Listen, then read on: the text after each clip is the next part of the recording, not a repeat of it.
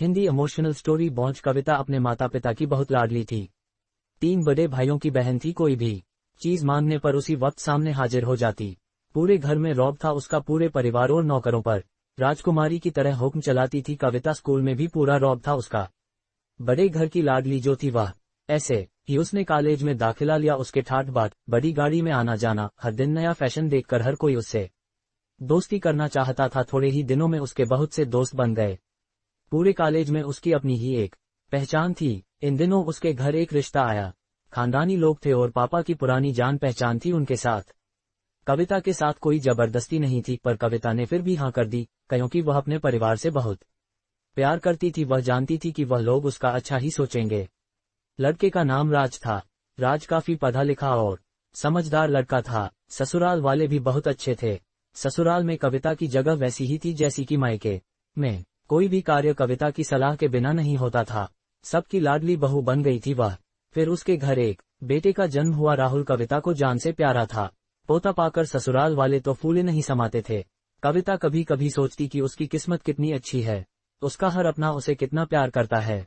चाहे जीवन में कैसा भी समय आए, मेरे अपने हमेशा मेरे साथ हैं। मैं कभी अकेली नहीं हो सकती।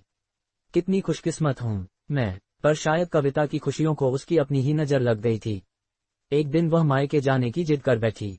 राज को बहुत काम था, लेकिन वह फिर भी उसे ले गया। रास्ते में उनकी गाड़ी अन्य गाड़ी से टकरा गई।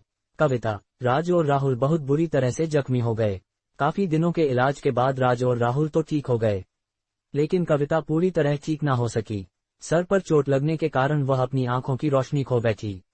अब कविता की किस्मत जैसे उल्टे पांव चलने लगी। मायके वाले कुछ दिनों तक उसे मिलने आते रहे, फिर कभी कभार फोन ही करके पूछ लेते कि अब कैसी हो। धीरे धीरे ये सिलसिला भी कम हो गया।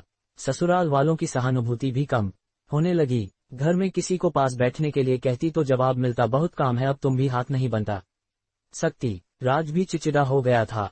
बस राहुल ही था उसके साथ, जिसके साथ हंसते खेलते उसका वक्त गुजरता।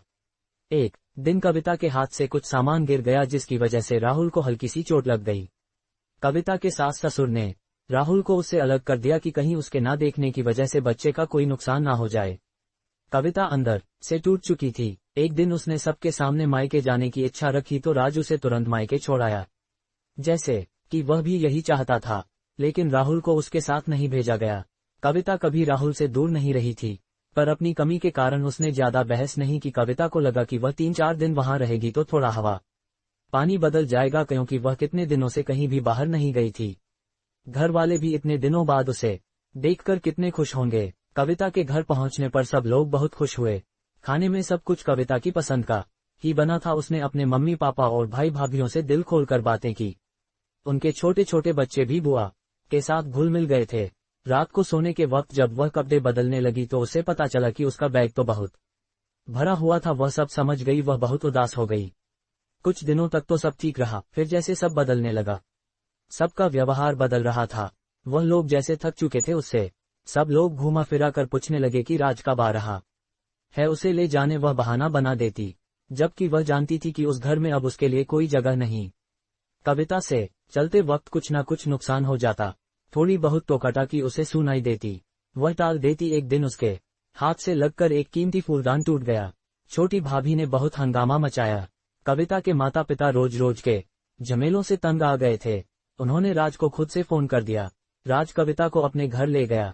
कविता को अपने परिवार वालों से ये उम्मीद न थी। जिस कविता के कहे बिना घर में एक पत्ता भी नहीं हिलता था, उस घर के लिए वह अब बोझ बन चुकी थी। राज के साथ ससुराल आते वक्त वह बहुत खुश थी, क्योंकि वह अपने घर जा रही थी, अपने जिगर के टुकड़े राहुल के पास। परंतु यह खुशी भी कुछ पल की ही थी। सारा बंदोबस्त पहले ही किया हुआ था। कविता को सीधे ऊपर वाले कमरे में पहुंचा दिया गया। राहुल से दूर रहने की सख्त चेतावनी दी गई। एक कामवाली लता को उसकी जिम्मेदारी सौंपी गई, जो उसके खाने पहनने जैसी जरूरतों का ध्यान रखती। कविता ज्यादातर चुप ही रहती। कभी कभी कामवाली लता से थोड़ा बतिया लेती। उसके जरिए राहुल का पता चल जाता। सबकी लाडली बेटी और बहू सबके लिए लाडली से बोझ बन चुकी थी।